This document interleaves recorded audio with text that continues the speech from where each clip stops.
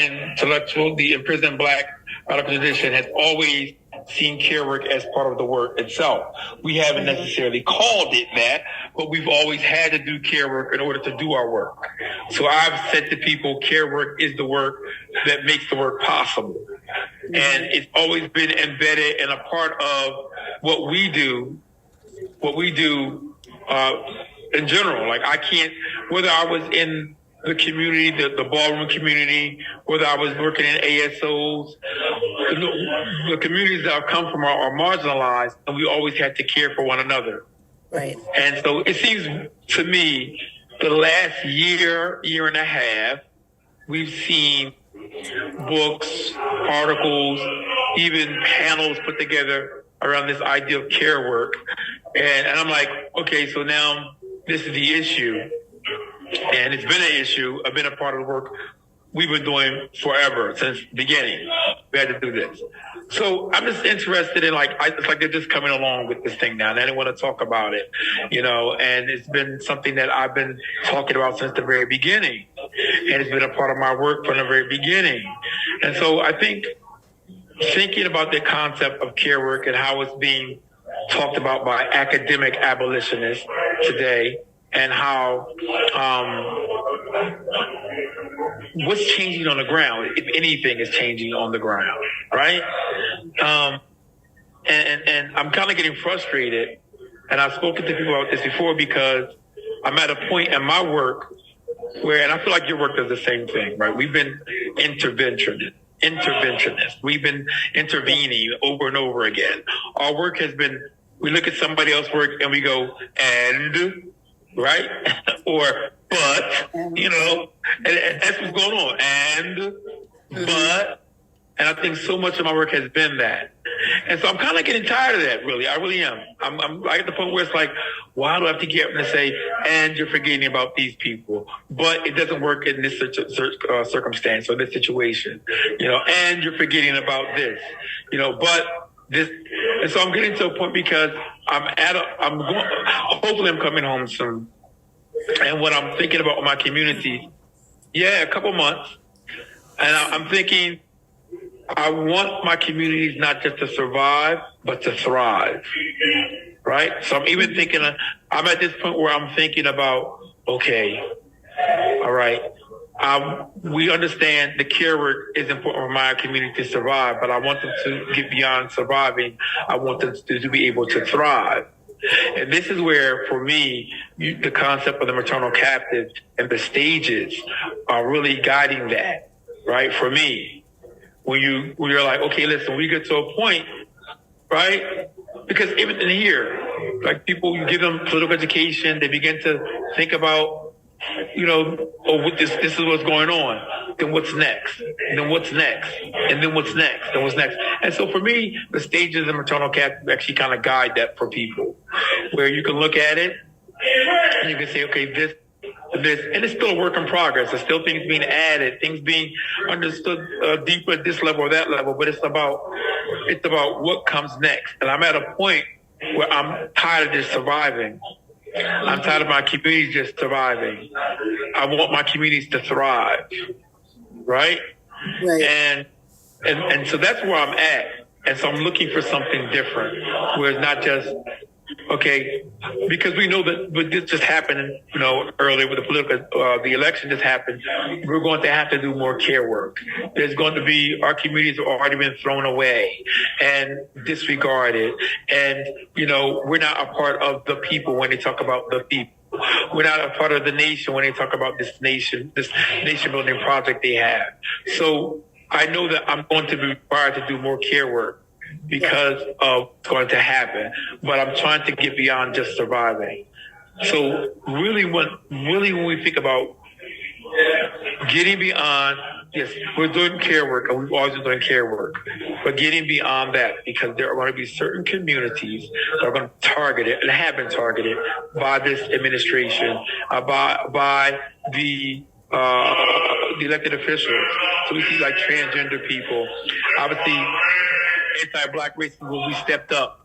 You will see trans folk, queer folk will be targeted, disabled folk will be targeted, indigenous people will be targeted. We're going to see this and it's going to be intense. So care work will be there, but then how do we get beyond that and orient people to saying, listen, how do we get to thriving? Yeah. Because we know, how do we do that? Well, okay, so that's a question for the universe, right? So we're just chatting right now, like no real, but some suggestions or some thoughts. Thank you for your work, because I remember the Imprisoned Black radical tradition. You're the first one I saw who ever put Imprisoned in front of it to provide context. So there was like a scrutiny that you understood all of these, I'm going to just call them particles, like moving, right, around, but we didn't have the name for it. So BRT became everything. Black radical tradition was everybody. It would be George, it would be like Fanon, it would be Malcolm. And those are my favorites, right? I can move on some more. And it will also be all these academics as well. And I can say that because I'm one of them. So y'all can't talk about me. Right? Yeah. But I think what you said about care is spot on, but there's these levels, like if you're running an obstacle course, I feel if the goal, as you said, and my madrina, bless her, transition, but taught me a lot about the religion, go to the Bronx, meet with her, study, watch the way people recognize the ancestors in the Orisha. My madrina told me years ago exactly what you said. It's not about surviving. You got to move on to thriving. Or what is life itself? If it's just on, then you never get out of the fear zone. You never get out of the hustle zone. You can't even enjoy your life because you're just hanging on. So going back to what you were saying about care, it's complicated now, and maybe it's always been, because there are aspects of care, as you said, the people in the party probably never called it that. The people who were organizing the street didn't call it that, but that's what they were giving. That's what Martin Luther King was giving. That was what Malcolm X was giving. That's what Ella Baker was giving. That this care is a love and a fidelity. But what I've also seen, though, is that care can be monetized. And it can turn to an entrepreneurial move. It's part of my portfolio. So then that goes back to what I was saying about the distortion of the meaning of words. Like, so what kind of care are we talking about here? Is it the kind of care that allows certain people to be the authoritative voices of what care is? Or is it the care of, as long as the identity formation is there, right? That you're marginalized or you're targeted, right? Like, even watching this, I was reading the news this morning about the Supreme Court might reverse, not just Roe v. Wade, for the country, but also the right to have same gender or transgender marriage, right? Which impact on people's health insurance, on their ability to visit somebody in the hospital, visit somebody in other places, right?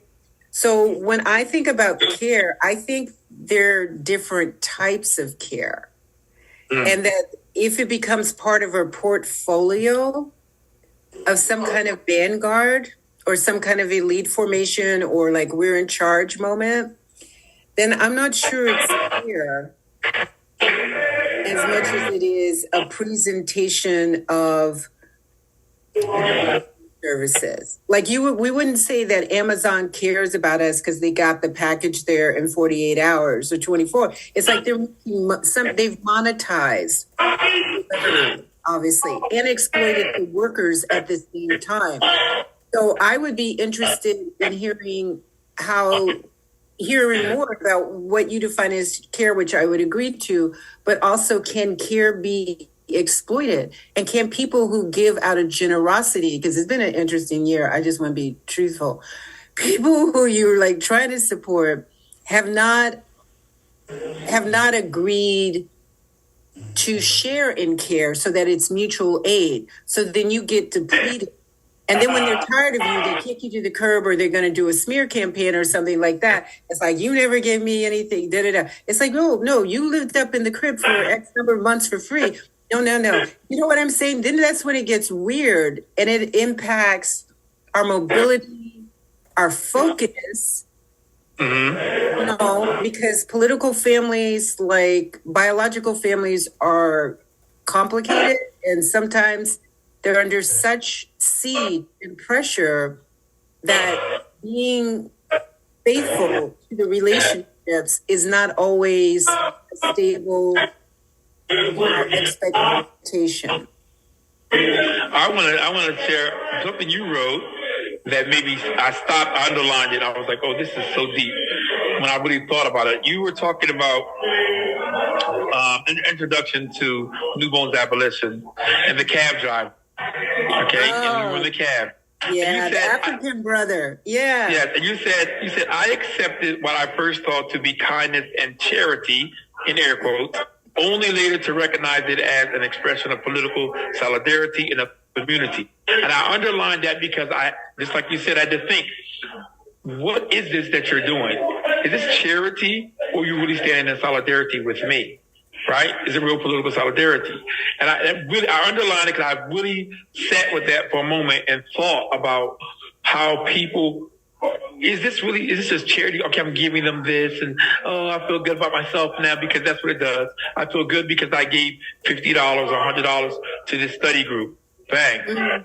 Or are you really standing in political solidarity with me? And what is the difference? What is the distinction? And really calling people on that. And I want to tell you that when I think about what's necessary, right, I'll go back to political education. Political education, what it did for me.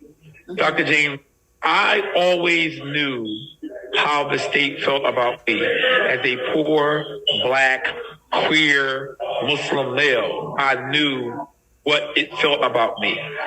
But I was still begging the state to somehow help me, begging the state to somehow include me. Okay, and that's how, as a good liberal would do, right? And that's what I was doing for a long time. That's what I understood. And political education did something for me. It actually helped me to see not only what was going on, what was happening, who was responsible, but it helped me orient myself towards the state now. And nothing did that for me before. I understood how the state was oriented towards me, but I didn't know how I should be oriented towards the state. And my political education did that. It made me, it said, yo, this is how you should be oriented towards the state, because you know what? They don't care about you. And you keep begging to be a part of a project that rejects you, period. That's always against you. And so I began to be oriented towards the state a certain way. That was like, you know what? I know you're antagonistic towards me. So now I'm antagonistic towards you now. And that's my stance towards the state. That is how I feel towards the state. I feel that. And so when I think about care, right, I'm talking about a care that is divorced from the state and is moving away from racial capitalism. Yeah. Can I jump in? And so that's my state. Yeah, that's my ground for care. No, because I have the same sentiment. Now, I may not have the same discipline or practice that you do, right? And also, because my employment sector. But yeah, that real care, I'm really glad you said this. It's so clear and bold. Real care would be in opposition to the state. Exactly. It does not deliver care, it delivers control. Mm-hmm. But as you know, this whole a percentage, I don't know what percentage of abolition and is tied to state, university, private, corporation, elite, university. Yes. The elites who, and maybe some people put me in the category or take me out, I don't care.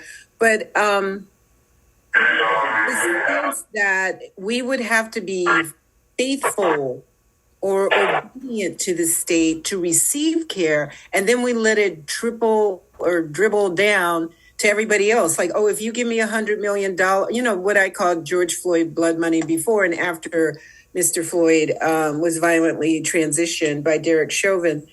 What we would have to think about is, do we want care from everybody? Like, you wouldn't date everybody. So I assume. So would we want to be selective about what kind of care? Because it's true. If they put some money thing, if they give you a job, if they give you health insurance, then nobody can not care. But the question becomes, are there strings attached? Is there some kind of, like, Amazon, you give me money and I will give you something you need, right? If you need vitamins or whatever, or shea butter or something it's transactional care. Yes. So what does it look like when we have to, stay on the planet. It's not a socialist country, so you have to do certain things. But is there a way we could differentiate the kind of care that you're talking about from the generalized care, and also, just to make it another layer, maybe more complicated or not, that people who present as we are the caretakers may not want to fully expose the compromises that allowed them to reach that level of distribution of care. Does that make sense? I understand. I'm going to tell you that for me, there already is an example. Yeah. Dr. James is already in the sense of what was happening in the ballroom community in Philadelphia, Black and brown, queer and trans folk, and what was happening. Because the state didn't care about us at all. And even though we would beg them to care, they wouldn't. Right? And so what was going on is that we had to find how are we going to house ourselves in the face of this antagonism from the state, this, being excluded from the state in their project. How do you care for one another away from all of that? It wasn't even an option for us to compromise with the state, because the state wasn't going to deal with us. We were outcasted. Mm-hmm. So there was no compromise. And think about that. So there are some people who cannot even compromise with the state because the state doesn't want you at all. All right. It doesn't want you. So there's no compromise care because they don't want this Black trans woman anyway. All right. They don't want this this brown non-gender conforming person anyway. They don't want you. And so there's no compromise there. So we had to actually find a way to care for one another. How do we get housing, clothes, food, medicine, when we need these things? This emotional bond that people need, how do we get it outside of the state? So the example for me has always been that ballroom community on the ground. And I'm not talking about what you see, Dr. James, on the TVs and, what they're doing now with this visibility thing, because I'm talking about what's happening on the ground where I'm from Philadelphia, right? And we're Black and brown, queer and trans folk in Philadelphia are still struggling with housing and food and clothing and medicine and basic safety issues. How do we get those things provided outside of the state? How do we get that provided outside of the nonprofit? Well, we did it because we had to, because the state didn't accept us and didn't want us, and we didn't qualify for whatever the nonprofit was doing. We didn't qualify. So these spaces are maroon spaces for me. These spaces are maroon spaces for me, where we are outside of the system. They don't want us anyway. We recognize now y'all don't want us. And so we're not going to waste our time and energy trying to be included in your project. We are going to do something outside of you. And that's what I learned from the ballroom community. And so in those spaces, there was definite care going on. I was cared for tremendously. When people were making $1 out of 15 cents. Okay. When people were there was enough for one, we made it stretch for two. You know what I mean? And where there was literally, Dr. James, one room, somebody was living in one room. All right. But 3 or 4 people were living there. Okay. And we made it happen. And people were involved in a lot of other, what we call survival crimes to make it happen. But we made it happen and we cared for each other. And bonds were built, bonds that are still there because of that type of care. And so to me, I had to look back and think about, there was an example for me. There are spaces that are maroon spaces. And one of them was the Black and brown, queer, trans community. And so looking to them and say, well, how did they care for one another? How did they care for one another? Because remember, the state wasn't involved in that. And the nonprofit wasn't involved in that. And so how did they care for each other? And what I'm really trying to do is get to a point, like I said, going back to the beginning, is that It's not that we're just surviving anymore with 4 people living in one room. How do we thrive? How do we get to a point where the whole building is ours now? Right? And we all have space, more space, How do we get to where that we don't have the one meal we got to split amongst 3 people? We have enough for 3 people now, And so that's where I'm really trying to get to. But I have an example, and I have a living example in the ballroom on how to care for each other outside of the state, how to care, and it's not compromised, And I think going back to what's happening is this is knowledge, this is practice, that epistemic injustice is taking place because it's not being counted as knowledge. It's not being counted as a real practice.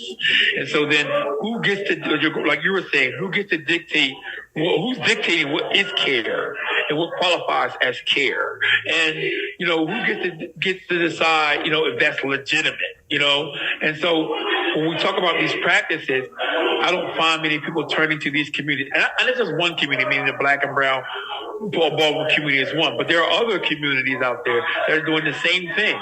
And so why don't we turn to those communities, turn toward them, and find out what care looks like? Okay, so this is so very helpful. So thank you, because you're like grounding it. So you and your communities and other communities, like undocumented communities, have been trained in care on the deepest level. Uncompromised care, because there are no dollars trickling in. Yeah, you didn't have that. Taxes, right? You're not having it. Yeah. There's no alignment with the state. It's almost you're visible but invisible at the same time. Invisible person, man, woman, non-gender, ungender, right? Trans. And so what do you think about the people who admire that skill set and discipline, but they want to stay connected, right, to the infrastructure? Where it's right. You guys have the training because you've been doing it for years, and you were doing it before it was even known to most of the population, before it was fashionable, which is episodic. Now it's fashionable, now it's not. But how is it that people who want to do a fraction of that kind of care, or want to do that care and also want to be compensated for having that care, even if the compensation is just the reputation, I'm a caretaker? Does that make sense? Because, again, if I think a lot, like I said before, based on how I grew up in the military zones, it's a lot about training, right? If you want to win any kind of war, including a liberation endeavor. So you've been trained. We feed, we house, we can do 3-4 people in a one room, and we can still keep our sanity and calm. We can do rotation shifts. We can feed. Yeah. Okay, that is when I think of going to a dojo and just training every freaking day till you know how to make the moves. So you know how to make the moves so much that you've intuited. You can write the pamphlet, but even people who read the pamphlet would have to go to this deep level in their psyches and in their hearts to find that self, that self that is not the commercial self, that is not a rendering of the state or the, whatever is on TV or TikTok or whatever. You know what I'm saying? So how do you see your form of care coexisting with other forms of care that maybe don't want to do the sacrifices that you all and your communities are doing? I think I'll take it back again too. I think what happens, because this is the same with prison, I think that if you go back to before the Civil War, antebellum era, even after that, in Black communities, and you see, especially in segregated Black communities, right? And I connect this with segregated Black communities before and after the war. I think about prison. I think about the ballroom community. They're all communities, right, that you had no choice but to be a part of the community. Okay, got it. So one thing is that Black people had to live amongst Black people. Because nobody else would let them go into another. Nobody else. Yeah, exactly. You couldn't go anyplace else. Prisoners and prison people we are stuck here. I can't move away. I can't move over there. I'm stuck here. The ballroom community, we were the same thing. And so what happens is that you are not a part of this project because they won't have you as a part of the project. And so you have to be a part of this over here. And you can't just decide, I'm not going to. One thing I realized about when people talk about,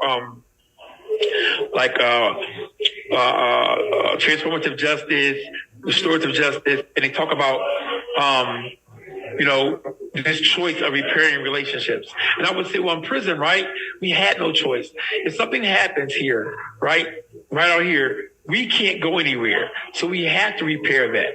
We have to figure something out because we're going to be stuck with each other anyway. I can't no longer, I don't mess with you anymore. I don't talk to them anymore and walk away from it. There is no walking away because you're still stuck here. So you have to learn how to repair that relationship. You have to learn how to do that because you're stuck here. And it's just like the same thing with black communities, the segregated black communities. We're stuck with each other, so we have to learn how to get along and repair that. Okay? And it was the same thing with the black and brown, trans, and queer communities on the ballroom scene. We're stuck with each other, so we have to learn how to get along, and we have to learn how to repair these things. And we're going to have to, regardless, whatever people called it, we just said, listen, we got to fix this shit. That's how it was. That's how we looked at it. All right? Because I'm not going anywhere. You're not going anywhere. And if I wanted to go somewhere else, I have no place else to go. So that's what it was. That's what it was. And so you found that one of the things that abolition taught me that I already was understanding from the ballroom was that no one is disposable. No one. You just can't throw people away. And that's something I learned in ballroom, that they just can't throw people away. That no matter what happened, what's going on, we got to fix this shit. All right. And that's how it was. So that's what I learned in ballroom first, and abolition gave me a language to say this is what this is about. And so for me, why I say that is because, and I go back, I challenge people to say, listen, what would that care look like, right? If the state weren't involved, how would you do that or get that done if you couldn't depend upon resources from the state or nonprofit organization? How would you get that done? How would you care for people without that? And I say that and challenge them because that's what we had to do. Right? That's what we had to do. We couldn't turn to the state. We couldn't turn to a nonprofit. We had to care for each other outside of that. So how would you do that if you couldn't get money from the state? How would you do that if you couldn't go to an NPO or some foundation and say, give me $1 million or $2 million to get this done? How would you get it done? Mm-hmm. Right? And if you don't know how, then go to the communities that did it. So come on in. Come on in and and learn from us. And let me show you how we did this. So you can learn a lot from imprisoned people, how you make $1 out of 15 cents. You can go to the ballroom community and learn how to make $1 out of 15 cents. All right? You can do that. But when you open yourself up to that and say there's knowledge there, there's something valuable there. You know what I mean? Okay, so that's very spiritual. And I don't claim, Monday through Sunday I can pull that off, but I agree with everything that you said. And I just want to be honest. Sometimes I can meet that mark. Other times I cannot, because even though I don't like the state and I don't like predatory moves, I have access to parts of the state. And I think sometimes people who have access, even though we don't trust it, et cetera, but we can retreat, right? And in that retreat, we can also retreat from our communities that are most vulnerable. And we're not trained. Like the people, like you said, if you're in a setting which is totally dominated, right? You're not like, well, I'm just going to go out, I want to go take a vacation or break. It's not like whatever. So that's not how it works, right? It's not how exactly. That's not how it works.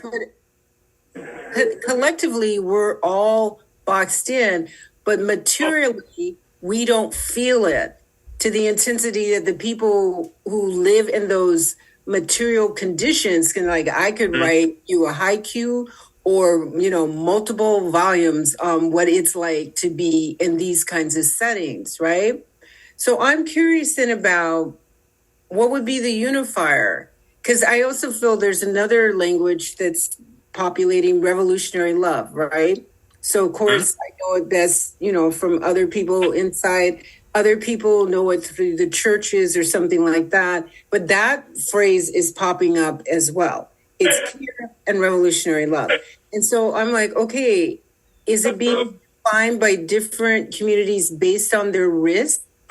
And because their risk are higher, their willingness to give love might be have more depth, because they're not just going to skate away or move to, like, I'm gonna move to another state, or whatever. There's so many ways in which we have bourgeoisie, petty bourgeoisie.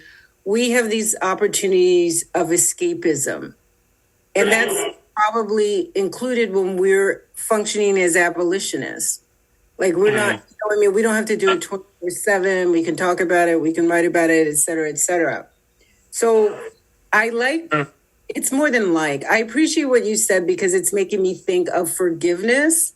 And I'm not always, if you're going to come for me, I don't see why I have to, I'm not coming for you, but I don't am I supposed to forgive? But in our religions, in the plural, yes. And I think that's part of it, though.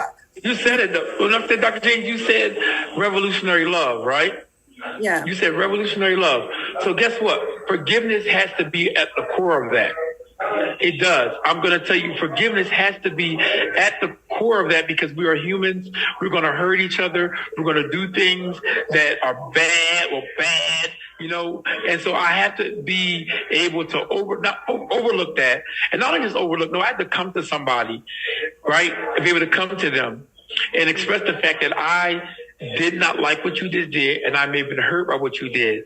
But you know what? I'm still going to be in connection and community with you, and I'm still going to love you. This is every day in here. Every day in here. That is so important to me. I just had a conversation with a young man this morning based upon the same thing. Like, I let him know. I said, listen, you got to look in the mirror and see things.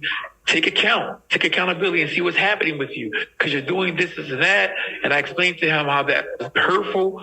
I said, but the love is still there, and I'm not casting you off. I'm not getting rid of you.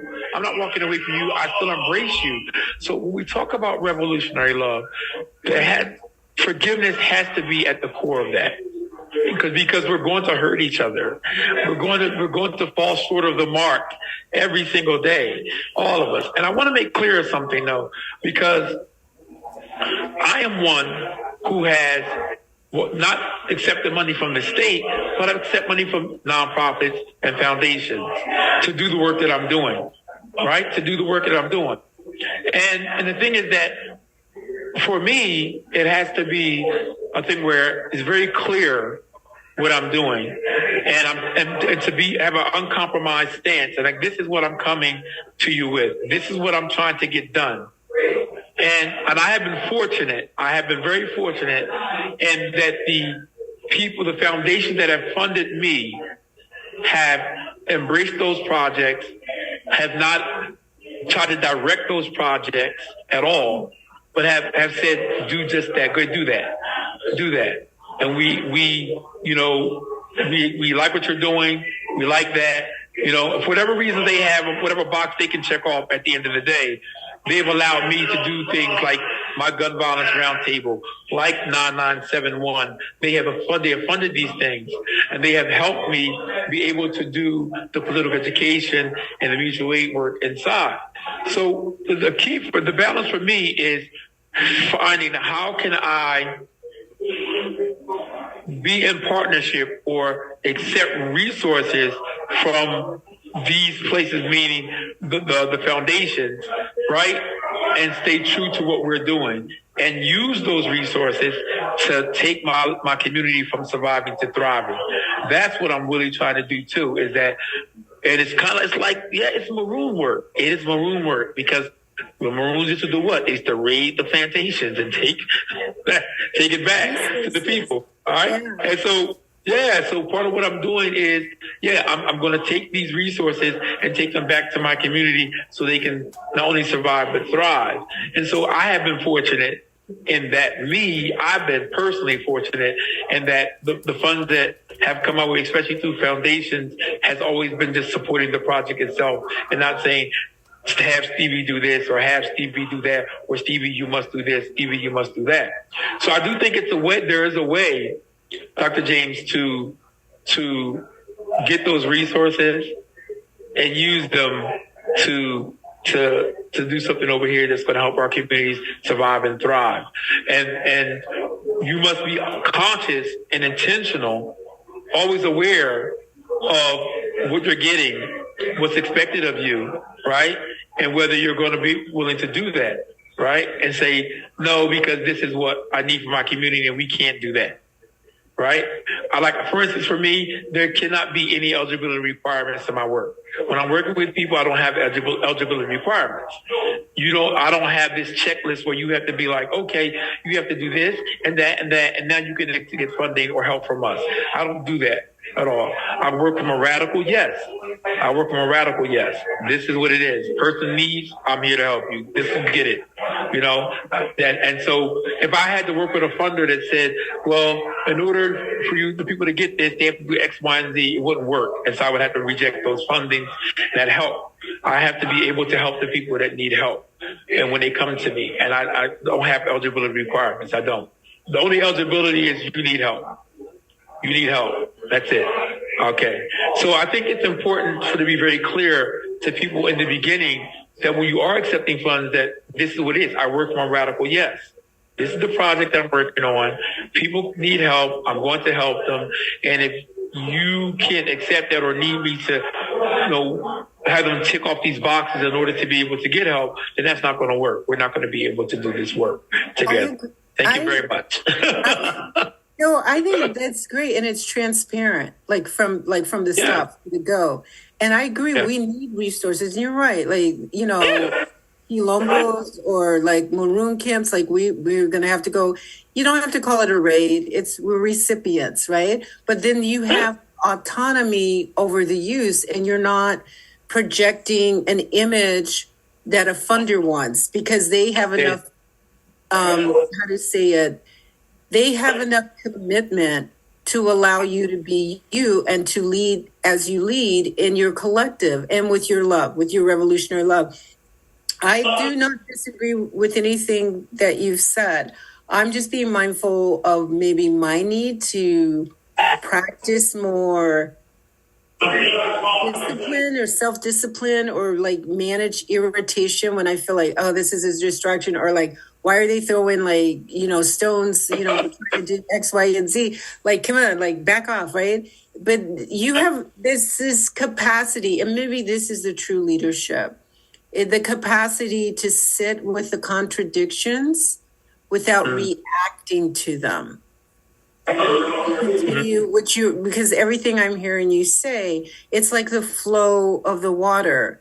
That you're not going to keep splashing around in it or try to build a dam to block it, but you're going to go with the flow and still reach the destination. So from life to surviving, right?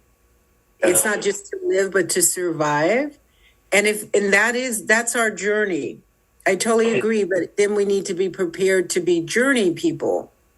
Because that, as you know better than I, it's quite a bit of work and discipline.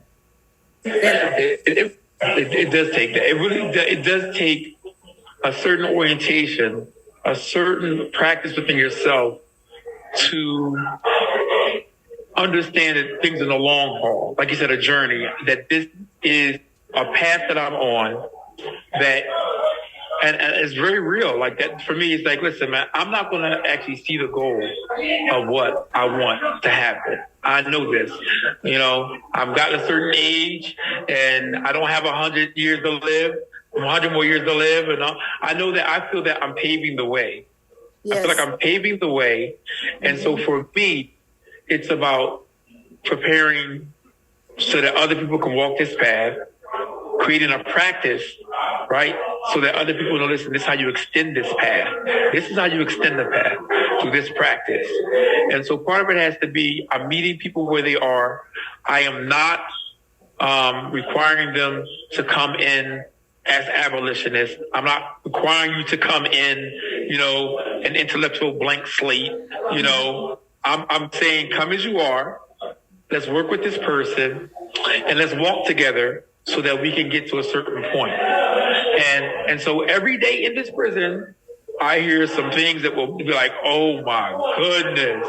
Yeah.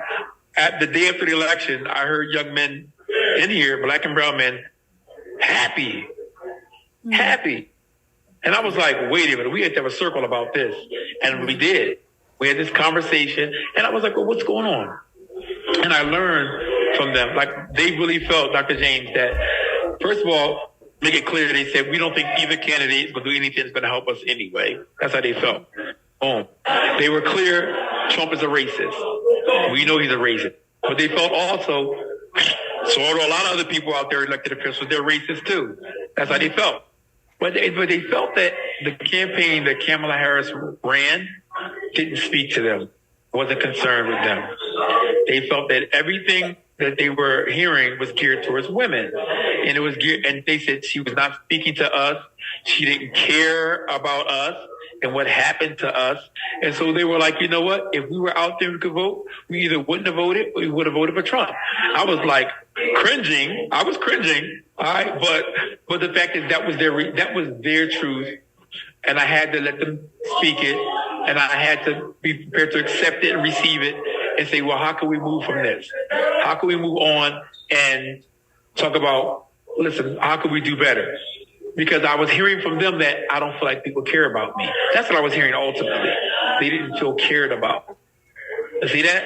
And so I had to get to that. No, I understand. And I also think we're right at a time, and I don't like them to cut us off. But we will, I will see you. Pick it up. I will see you soon, okay? Yes, I'll see you soon, and we'll continue that. Okay, all right? Thank you. You have a great day. You too. All right? Thanks for the wisdom. Stay well. I am really, the conversation was really generative for me because I went back and I was thinking about, I just did an interview with Emily Thuma for an online publication they're doing, and it was about care work. We were talking about care work. And I told you this is a big thing now in the abolitionist movement. People are talking about care work and what it means and things like that. And so for me, and I mentioned some of the same points about what I learned from Ballroom, but the thing is that I was thinking about, what does care work mean specifically with regard to working with imprisoned people, right? And how care work isn't sending a book inside. It's not care work. Right? Care work, especially you're sending a book inside that you've selected, and you put together your own discussion guide. So you think you're guiding the discussion also for us. This is not care work. And this is what people, and so many people think that that's care work, and it's not. And so one of the things that I've been trying to get people to understand out there is what is care work with regard to this community, meaning imprisoned people.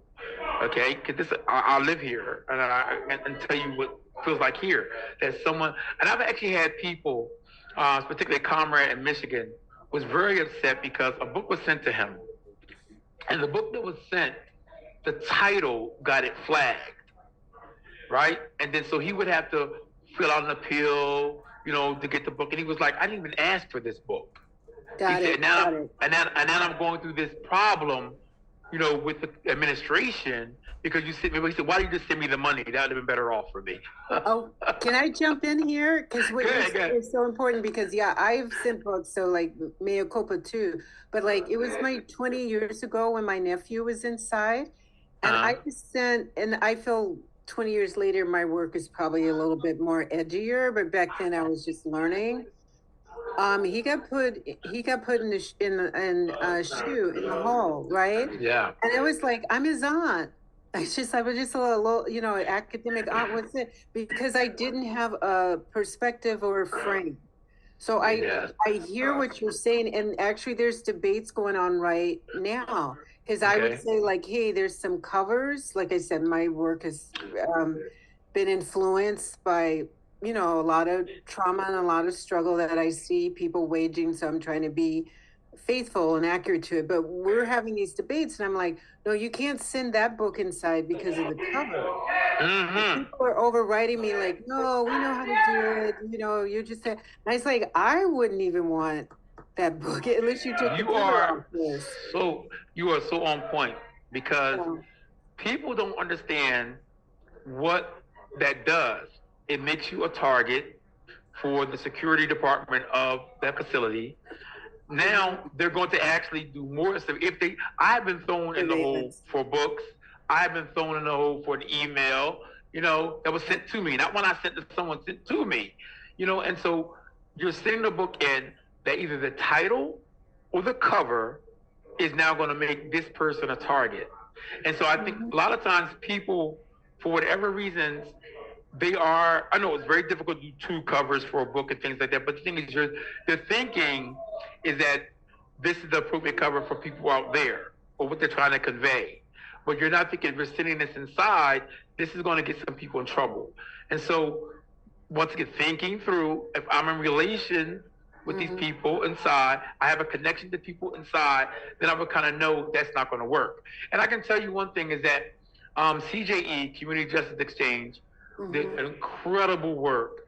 They actually asked me to review a couple of texts they were putting out to make sure that they wouldn't get flagged and people were getting in trouble. And I was like, that was beautiful.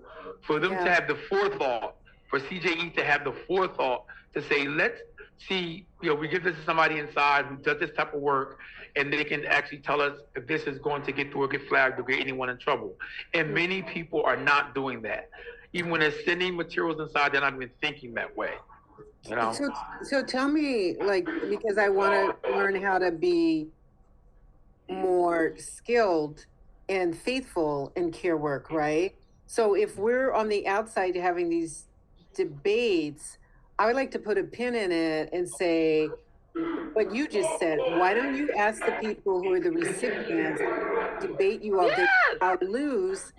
But I also like, you know, what I said, you know, 20 years ago, that was family, and I get it now, right? Yeah. And he didn't even ask for the book. I was like, oh, maybe you want to read something, right?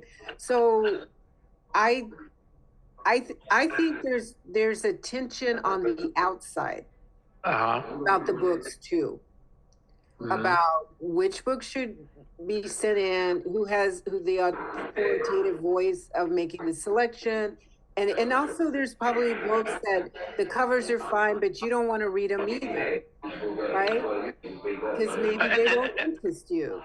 And so part of it is going all the way back and saying there's two things there. First, I think if you are going to publish a book and you are thinking about sending it inside, then before you publish the book or before you put that cover together, send an advanced copy to someone inside. See if it can get in. See if it can get in, right? And that's what CJE did. Also, what they did was they compensated me for doing that. They compensated other readers for it. See, because it's labor. I'm reviewing the book for you.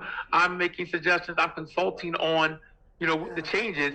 So therefore, are you going to compensate imprisoned people for doing that work also? Because you would compensate somebody else. So why aren't you compensating us?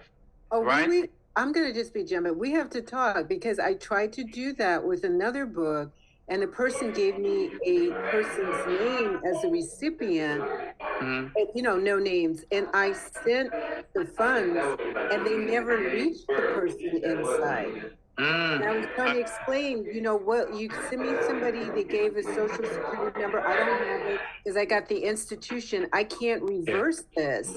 And so I think it's kind of a maze I'll just say I'm an amateur, right? It's kind of a maze. And so what's the best way to get through the maze? I think once again is that before anyone ever sends someone inside funds, it's about getting directly connected with that person and asking them, how would you like to be compensated? Because we sorry, babe, we did, but the person they chose was not faithful. And you know what? And that's an issue that really come kind of out of our hands in the sense that you can always send money to someone inside. There's different ways. And some people don't like doing that because the state takes money from people. Like in Pennsylvania, they would take 25%. Not everyone is under this law. Like I'm not under that law, so whatever's sent to me is sent to me. But there are a lot of people in Pennsylvania who are under a law that takes 25% of anything that's given to them. Right? Some of them are under a law that says 50%. So if you send someone $100, they're only getting 50. Someone else, it's only 75. So they might say, don't send it to me, but send it to this Cash App or send it to this my family member and all that. So I think part of it is it's a longer process. It is a longer process, but it's going back to the person saying, how do you want it sent? Now, if I'm asking someone to send something to another person and they're not being faithful in that and turning the funds over to me, yeah, that does happen. That does happen. It hasn't happened to me, thankfully, but I know people that's happened to, where funds have been sent to a friend who never turns the funds over, you know. And so we have to get better at that. But I just think that it's important to connect with them and compensate people. But I think, like I said beforehand, is asking people inside, what do you want to read? Yeah. And part of it goes back to believing or thinking that prison is a monolith, and that the issues that are important to us are all the same. And so, for instance, like if you're in Georgia or Alabama, prison incarcerated labor is a big issue down there. But so is pathways to freedom. They want to get out. Parole is a big issue. They're using their labor to highlight the issue of pathways to freedom. So they want you to work on parole. They want you to change some of the penal laws, sentencing code, and things like that. Those things are important to people all over the country. All over the country. Everybody in prison has one goal: get out. Right. You don't want to get out. The other thing is that, like, I was in Pennsylvania at Fayette, SCI Fayette, which is built next to a coal ash dump. So the imprisoned people in that facility have a highlighted awareness of environmental issues. They are living every single day with respiratory illnesses, skin illnesses, and so they might want to read something more around environmental racism, environmental justice, right? And someone else who's not dealing with that issue in Pennsylvania might want to deal with parole just as an issue for them. And so I think it's important that you connect with the people, ask them what their priorities are, and what could we help you with as far as reading materials. But this idea of sending out tons of books to this random to everybody as if everyone wants to read this, right, is wrong. And also what happens is that we're talking about people being at a certain level where we could understand this, right? So if you give certain books to people, they may not be able to understand it at their level yet, right? And so you're really kind of like wasting resources, right? And so the point is that you have to just get in touch with people. And this is where, once again, this is the care work. Being connected to people inside and having conversations with them, that's care work, okay? Just sending the book in isn't care work. Because anybody can do that. Yeah. Tell me, okay, so the conversations inside. So I get it. You know, like the care can't be just on like the basic foundation. You took one step when we're actually going up a tower, right? Yeah. How is it, how do you envision the conversations inside, or the conversations with people in different sectors? Okay. I am a part of a project now called The Work at Us, which is a nationwide survey on incarcerated labor. And so what we have over 400 people that we reached out. We reached out to them, and they reached back out to us and answered the surveys. We asked each person, "Is it okay if we contact you again and talk about other topics?" We also asked them in the survey about other issues that are important to them, right?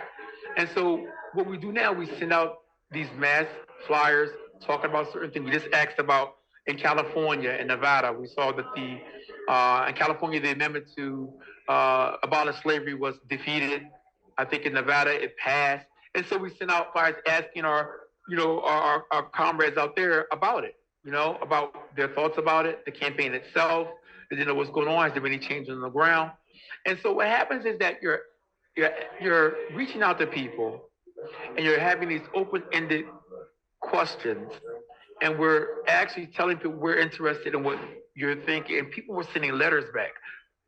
They were sending whole letters back saying this is what's happening, this is what's not happening. They're telling us what's important to them, and it's about nurturing that connection, not just we need to send a survey out to get some answers. Let's just get in touch with you then. But really trying on a monthly or bi-monthly basis to get some materials to people that they ask for, right? I know when I first started learning abolition, right, about learning abolition, right, I will always be grateful to Charlotte Pope in CR New York. She was in CR New York at the time, and her generosity, her patience. I'm learning. I've got all type of questions, and I would ask for essays after essay after essay, and she was sending them to me, and she was on the phone with me, my little 15 minutes talking to me, answering my questions, and I was like, wow. And I always tell people that, and I always say her name, Charlotte Pope, because she led me to abolition. Jason Leiden was in Boston and Black and Pink at the time, led me to abolition, their conversations and their generosity. So this is what they were doing. And I think that this is what I try to mimic, is that I'm just not trying to send you a book, but I'm saying, let's have a conversation. And we might not be talking about abolition right now. We're talking about just what's going on with you, right? And what's important to you, right? Because I got to meet you where you are. And so let's talk about that and giving people that space, because oftentimes people inside are not listened to. They're not listened to. And I don't think people understand that in our criminal punishment system, as a defendant, you're not listened to, you're not heard. And you can go an entire process. Understand this, Dr. James, remember, from the moment you're arrested, you have the right to remain silent. And so you remain silent, right? And then you go to these different hearings where you have this person who's speaking your mouthpiece, this public defender or this court-appointed lawyer who's speaking for you. You're not getting a chance to speak. And then when trial comes, you're advised, don't get on the stand because you have a record and they'll use your record against you. And you don't get on the stand. You're not allowed to speak, And so it's like then you're sentenced, and they finally say, you're sentencing, do you have anything to say? Yeah, right. And it's like, okay, everything is over now. I'm going to jail now. I'm going to prison. And then you come to prison, right? And you're told, shut up by the guards. Shut up. And so you don't get a chance to speak. No, who's listening to you? And so one of the things that's important to me in my work is listening to the young men, listening to the people in prison, because no one else is listening to you. Let me hear that. I just want to, let me hear that. And for so many people, that's the first time they are being heard, okay? And their voices are being valued. And someone is saying, I want to hear you. Talk to me, And so I think doing that on a consistent basis, he has to care. That's the care. And not having a hidden agenda behind why you're talking to me. That it's for this project over here, this funding I'm trying to get over here. This is very important to say, I'm talking to you because I care about you. And this has nothing attached to it, but I'm just talking to you. And so that's important too. I think that's really important. How do you see the care developing? Like, I don't disagree with anything you said. I think like the first contact might be in a very, weird way. You're a celebrity, right? And so like you have content, if I'm adjacent to you, I'll get robbed, and authenticity. So when you're moving beyond that, what is the kind of language or interaction in terms of your agency to check us on the outside in terms of I don't even know if it's like there's a Geiger detector. I always have a bad one. I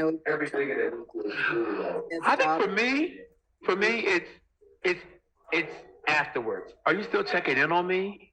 Okay. Are you still checking in on me? Are you still in contact with me? Mm-hmm. And that's important to me. That it wasn't just a one-off. It wasn't just a one-off, but people are interested. And then it's like, Stevie, do you need anything? You know what I mean? That's important to me. And so it could be as much as me saying, "Oh, could you get these?" Somebody else had had reached back out to me and said, I have. Oh, somebody just gave me $300 credit at this university press for doing this book review. Would 9971 like it? I was like, oh yes, thank you so much. That you thought about us, that you know this type of work that we do, and we spoke months ago, but you thought about doing this for us. It could have went anywhere, but you said 9971 does political education, and let me see if Stevie and 9971 needs this. So I think it's about staying in touch with me and seeing what's going on with the 9971 and what's happening. Okay, thank you for saying that, because I asked to review books on a regular basis and I kind of do it, and I never even, they offer you books or they offer you cash, and I kind of forget to I'm always overextended. I never go back and like, hey, where's my 75 or dollars or whatever. But so there's a way, if you say books, you can get the books, or is there a way that the cash can be redirected to you? Yep. Yes. I had no idea until you just told me. Yeah. And I'm telling you something. I know you know Roberto Servant over at Black Agenda Report. Oh, let me tell you something. I love Black Agenda Report. And I cannot wait to get home to connect with them personally, because they have been, for years now, consistent supporters and comrades for 9971, for just really helping us out as far as we need essays, we need a book. Not even having to ask, but just saying, you know what, we review books for these different presses, and are there any certain books that you guys want to get so we can send them into you? And they do that all the time for us. And so I just really want to shout Black Agenda Report out for the amazing amount of support they give to people incarcerated. And so I just, and that's the care work there. It's been a connection for years that they've had with us. You know what? I mean, my shame, right? I'm just learning this from you, and we've known each other for several years. I mean, we were put together during that. It was more of an academic formation. That's where I learned of the Black radical tradition, the imprisoned Black radical tradition, because I was invited to the conversation. And then a couple of years ago or a year ago, we were put in touch again with another young scholar. And it was kind of, you were always there, but I wasn't focused or educated enough about how to be efficient. I think one of the issues is that we talk with other people on the outside. And so they give us advice. Not just everybody, but I don't know, what do we do next? It's like, well, try this. But I'm not writing to you all and asking you, okay, what's the next step? So that's an interesting bifurcation. That's a split off. Yes. And I think, I just think that right there, and because remember also, we are actually struggling on shifting terrain. Remember that also. So even if someone gave you information, that information may have been valid for 3-4 years ago. It may not be valid for today. And so that's why it's important to stay connected to people inside, because the terrain shifts. And so now they say, oh no, we can't do it that way anymore. Oh, we could do it like this now. Oh, they just opened up this door for us, so we could do it that way now. And so it's important to stay in touch with imprisoned people, to know how you can care for them, how you can stay connected to them, because it changes. It changes so much. It really does. This is so helpful, because people want to, their care, we want to be good doers, good wish, whatever. But we don't go to the source in terms of authority. So in a way, we become parental power. In your best interest, we're going to advocate for you. In your very best interest, we're going to incorporate you into this project of academics. But we don't say, like, you're a grown up. Like, okay, what should we be doing? How do we want to do it? Do you want to work with us? This goes back to the epistemic injustice issue for me. Okay. Not seeing imprisoned people as authentic knowers of our own needs, our wants, our experiences, that somehow we can't make meaning out of our experiences, and then you learn from us. And Joe, what I've been saying to people lately is that I've been saying political education, but no, I'm moving to something that's called mutual political education. mutual political education because it means coming to a space where you're going to do political education work, being open to learning just as much as you're open to giving, all right, knowledge that you're there to learn. Think about Walter Rodney and the grounding with my brothers, right? And you think about how he came there, and it wasn't about him just let me, teach you something, let me show you something because I have the answers. You ground with the people, and what happens is it becomes this process where we're learning from each other. It's mutual. I'm learning from you, you're learning from me, right? I'm giving you what I have, you give me what you have, and it's a synthesis. The end result is a synthesis of this new knowledge, right? That gets us closer to freedom. It's all right, that gets all of them. And so the thing is that's what we need to be getting back to. And if we're out an organization out there and they're saying, listen, we're not just doing political education work with people inside, we're doing mutual political education work because they have so much to teach us, so much that we can learn from them, right? Whether it's come down to how to organize. How many people out there think about, I could learn a lot from people organizing inside that can make us better organizers out here? Are you coming with that?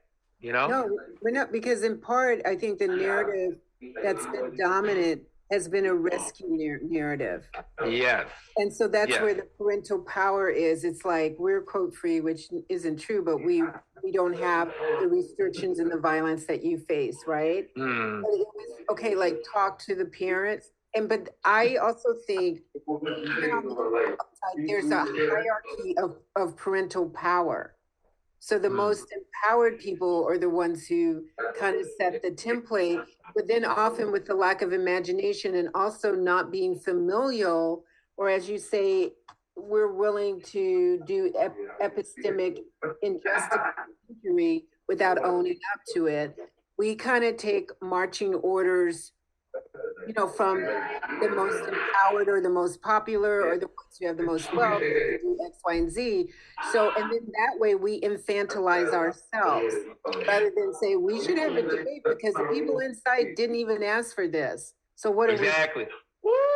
I say, every time I say that, I say, the people inside even say they want that thing. I say this all the time. Yeah. And so the other thing is, and it's funny because in Pennsylvania, the correctional union, they have a motto that they use inside the prisons. They call it the 3 C's: care, custody, and control. That's the 3 C's. So that's our motto is care, custody, and control. And I bring it up so they can understand that not all care is good. Oh, go for it. Go for it.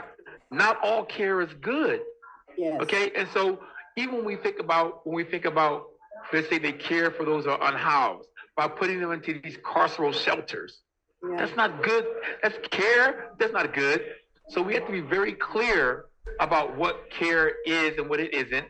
Watching for the co-optation, because even right now in Pennsylvania, we have the Department of Correction talking about caring for imprisoned people. No, you're not. Okay. But they're taking the language now. Foster care. They're talking. Oh, okay. Look at this. That. We're going to care for your children, but then they have high incidence of, once we put them in our care, disposability, more susceptible to depression and to attack. It's like, so care is, okay, I'm like out, just water. Talking with water, it is working so well. Okay, so how do you help us differentiate between the care which is productive and fruitful and the care which is poisonous? Here we go. I always tell people things. Someone asked me this question a couple months ago, and I really sat with it. And I said, there's 2 things that you have to really understand. 2 things, right? One is be specific. Okay. Let's be specific. And what I mean by that is that, let's think about unhoused people, right? So we say, we want to solve this problem. We want housing, right? We want them to be cared for. And we end up with what? Carceral shelters. Because we're not being specific and saying, I want that type of housing that, if you wouldn't live in it, you wouldn't live in it, you wouldn't put me in it. I want it to be either free, or I want it to be that it's no more than a third of the person's income, right? Mm-hmm. I want it to be surrounded by this type of environment, this type of neighborhood. And so I'm getting specific. And the more specific you become in your language about what you want, the less able they are to co-opt you. See that? So when I say, all right, freedom, well, what do you mean? Well, this is what I want, okay? And I get really specific about it. And so this is why I said, so one way is let us be specific about what we want. Let's stop just saying things in a very abstract way or very broad, because this is how they become co-opted. And so the state can say it's caring for us because it gave me carceral shelters. That's not what I meant. That's not what I meant. The state can say they care for me because they took my children and put them in this residential group home where they're being abused now. That's called foster care now. You're saying you're caring for children, and you're not. And so the thing is that it's about, what do you really mean when you say care? Get as specific as possible. The second thing is be connected. Okay? Going back to what I said before, if you're connected with people, right, they will tell you what they need, right? They will tell you, all right, what they mean. So if I am not connected to people and I keep saying things like, oh, we have to care for imprisoned people, then guess what? The state has said we are caring for them. We're giving them food, we're giving them shelter, we give them a cup of coffee. Well, what does that look like? What does that really mean? You know, so what do you mean when you say care for imprisoned people? What does that really mean? What are you asking for? Right? And if you and the thing is that you're not going to know what to ask for if you're not connected to imprisoned people. Because you're going to ask for something that we didn't ask for. You're going to ask for something. They're talking about caring for mentally ill imprisoned people. And you should see what that care looks like today in Pennsylvania. Okay? It looks horrific. It's even worse than it was 10 years ago when they started this caring for mentally ill imprisoned people. So what happened was we had people who weren't talking to imprisoned people who have mental health challenges. They weren't talking to them. They were talking to, like you said, people out there, elite capture, those who could, they were talking to them. And so now we have something today on the ground in Pennsylvania that's horrific. That's horrific. And it was all under the name of care. So get specific about what you mean and get connected to the people, and we can get to what we're talking about for real. We get to that good care. Yeah, so it's not, I'm going to say something. I'm going to try to repeat what you say. So in the zones of alienation, where epistemic injury and neglect to happen, current care into capture. And so then we become an extension of the state and apparatus itself, but the good face of it, because we care. But we didn't ask you the meaning of care, so we're just going with any template that will likely end up to be in some ways confining, if not carceral. Yeah, and it always ends up that way. It always ends up. It's always ends up this way where people step in the name of care, and we end up getting something that is another. We've just created more unfreedom. That's all it was. You created more unfreedom but you called yourself caring for us, but you never connected with us, and you didn't define what that really meant, and you didn't give us a chance to define what we want, and so you just took it and ran. And so this is how the state is able to do this. And I see it a lot of times with liberal reformers. I see it so much, how they step in the name of care, and you end up with something that is so horrific at the end of the day. And we're fighting against that now, which is even worse than what we started with. And so I just think that if we want to not be co-opted, if we want to get to what we call real care, you have to get specific and have to talk to the people themselves. Ask them what they need, and they will tell you. And ask them, well, how can we get there? You know what I mean? In a way that's not going to create more unfreedom for you, right? It's not going to create more problems for you, right? How can we get there? And they know how, because they've been surviving before we got there. They've been doing it before we got there. And that's another thing we forget a lot of times too, is that, listen, we find a way. We find a way. I know in my community, we found a way. I told you before, we found a way to make $1 out of 15 cents before y'all stepped in. Now, if you want to come in and help us and say you care for us, let us show you how we did that, how we can amplify that.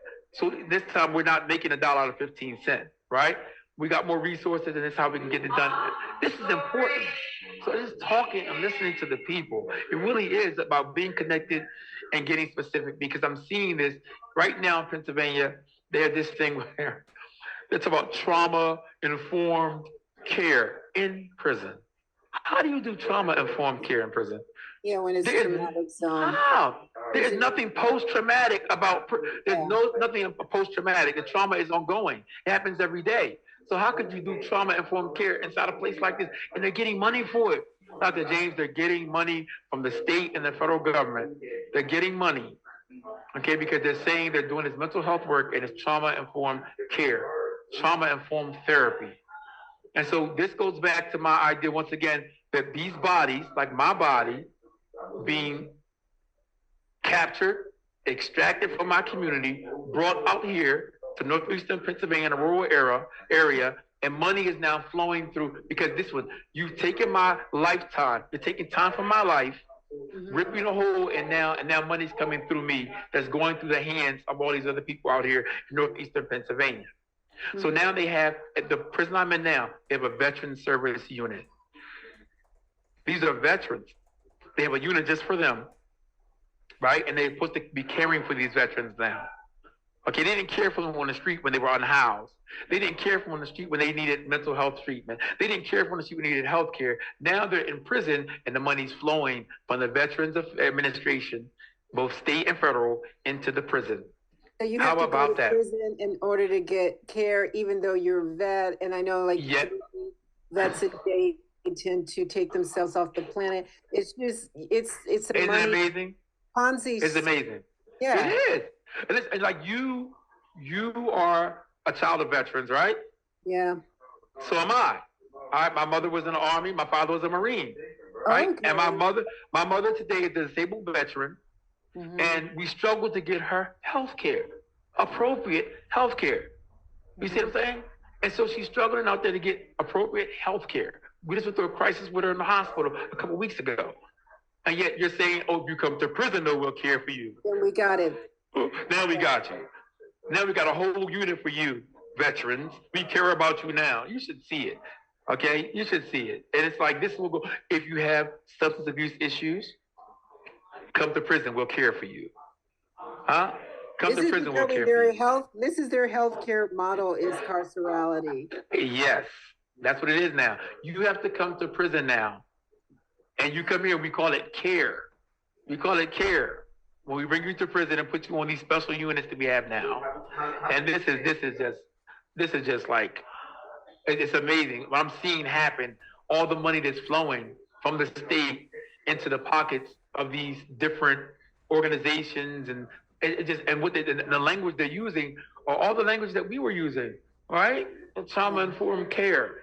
How do you get trauma-informed care in prison? But this is what's happening. So what happened is that we're not being specific about what we want. We're not being connected to the people, right? Listening to them. We end up with something like this. We end up with something like this. So that's what's happening. That's what's happening. So I think that's really important for us to practice these two things of being specific and getting connected, so that we can have care that's real care, because not all care is good care. These correctional officers in here believe that they're caring. They say care, custody, and control. That's their 3 C's. No, they don't care for you. You know, I don't want that type of care. So so I think that it's important for the whole movement to begin to have conversations around what does care look like, especially in the context of carceral sites. What does it look like? And what we can do to make sure that our care isn't being co-opted, our care isn't paternalism, our care isn't saviorism, right? That we are really, that we're comrades, that we're actually seeing people inside as partners and equals in the struggle. And I want to say, the last thing I want to say about that term struggle too. People out there, I want to say this. Where is the struggle? I want them to understand where the struggle is really happening. The struggle isn't happening on a panel. The struggle isn't happening at a conference. Yeah. It's not. The struggle isn't happening as you're sitting behind your desk in your office. That's not the struggle. The struggle's on the front line.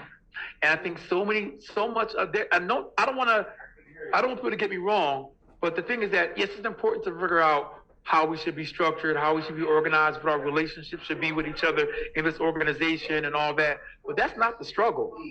That's not the struggle. And so many organizations are getting caught up with, their energy is being put into that.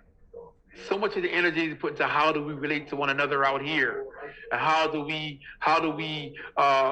should we organize, and what should our flow chart look like, and things like that, and not realizing that's not the struggle. That's not the struggle. People are hungry. People are being locked up every day. Children are being ripped from their families every day. People are unhoused. People are being beat down. Trump has been reelected. So it's like, we have to understand, where is the struggle? Where is it? All right. And if your struggle is on a panel, I'm sorry, that's not it. If your struggle is at a conference, that's not it. All right, that's not it. So I want people to understand, where is the struggle, and get there. Find out what the struggle really is and get there. All right, get there. That's how you care. That's how you care. That's important. Thank you. I mean, I'm gonna obviously be in touch. Because, you scored me. Appreciate it. And also, go back and find all those book reviews I did, or manuscript review, and then just like walked away because I wasn't connected. That's the most honest way to say it. I quote cared in air quotes. It wasn't connected, and without the connection, the care cannot have depth, and it can't have roots. You can't have rootness. I mean, rootless plant can become a tumbleweed. Can you imagine that? Aspen. But can you imagine that a care that's not rooted in anything? How about that? But how about that? But good messaging and helpfulness. But it's like, that's marketing. So every time there's a wind that blows, it's just like blowing around. It doesn't have like the hypocenter, and the hypocenter, the epicenter on top, and the hypocenter in the core. Like on the surface of things, we all develop at different reasons. But if our roots go deep, that's where the nutrients are. And so you guys are teaching, and so we have to pay attention to the enrichment.